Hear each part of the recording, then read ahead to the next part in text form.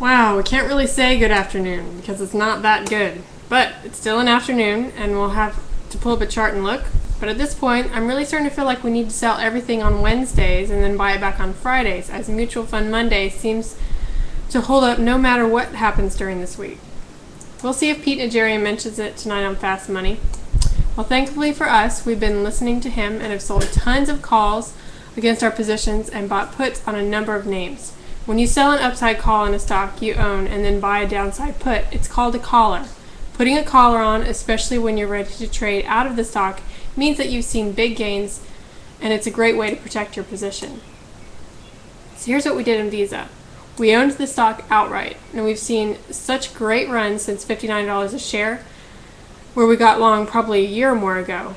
The stock has been on like a rocket ship, like many stocks have. So in order to prevent ourselves from being a pig, we put a collar where we sold the June 95 call against our long stock and bought a June 85 put as well, both in the amount of the stock owned. So if you own 200 shares of stock, we sold 2 June 95 calls against it and bought 2 June 85 puts. We've been looking for a chance to sell those June puts, as we don't like options to expire worthless since we spent money on them. Usually we look for big down days when the market sentiment gets terrible, and then we unload the put at a gain and look to redeploy the cash from the sale of the put into beaten down names, and then repeat the process when the VIX, that's the volatility index, comes in and puts are a little bit cheaper. Well, we chose not to do that this time. With a new amendment to financial reform getting tacked on and then making it through the Senate last night, Visa gapped down massively at the open. Now, if we had a stop loss on our Visa, we would have gotten crushed, not something we aim to do over here at Bag of Opus Financial. Thankfully, after endless mention of put buying by both Nigerians on Fast Money, we had protection in place. We simply called up the trading desk this morning at the open and told them nicely to go stick someone with our Visa stock in exchange for $85 a share. Now, we could have sold our Visa position outright yesterday for closer to 87. Sure we could have, but yesterday we felt like selling was overdone. This morning the selling was for real. We don't know how this legislation is going to turn out if it makes it for the final bill. It will certainly hurt profitability, which means you can't trust the PE for Visa since the E would be changing. So, we exercised the puts and someone had to take our stock for $85 a share. Sorry about that, whoever sold us that put. Guess that's the chance that they took. Hey, we're short Chesapeake May 23 puts, so someone might just do it to us next week at expiration. I'm sure the thing that wigs them out the most is that they're getting assigned massively early, as our puts don't expire until next month. Now we all have to decide what to do about our calls that we're now naked. The last thing we want to do is have someone request shares of Visa from us at $95 when we don't own it anymore. When options get terribly cheap, the rule is that it's not too smart to be short cheap options. That's a good way to get your rear end handed to you. You have two choices now with this trade. You can buy back your short June 95 calls for only 22 cents, or you can buy the January 2011 70 calls for $12.66. What does buying in the money calls in January do for you? Well, for one, this sell-off is hideous, and often things are the worst the day that the news comes out. Now, if legislation ultimately passes, you may see Visa trade back up after they come out on their call and say how it's going to affect them.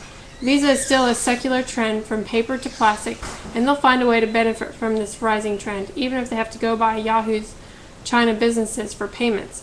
Last night on Mad Money, Jim Cramer outlined some assets that Yahoo has that are totally undervalued that another company might buy. Heck, Visa could buy that and eBay, and then they'd own another way to play no paper transactions via PayPal. But they probably wouldn't make it through this government's antitrust laws, given the attack the government is making on anyone with ink after their name.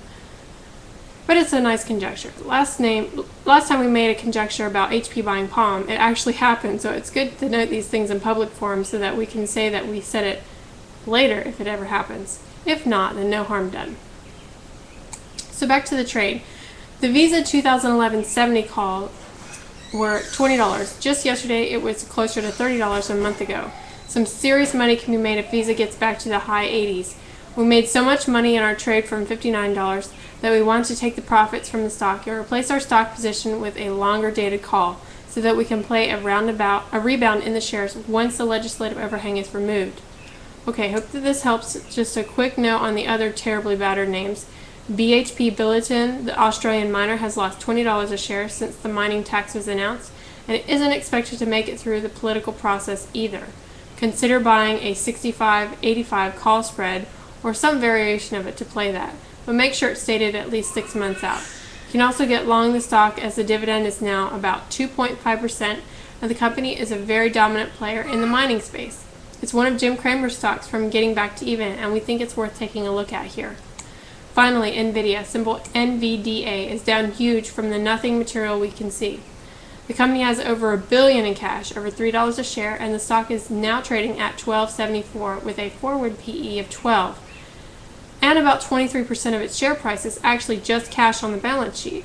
This is a name that Patty Edwards has talked about several times, and we're buying it here down over 10%. Thanks to FastPaw for the questions on Twitter, the Celtics for giving us something to cheer us up after the Penguins loss, and for tuning in today. We'll see you on Monday.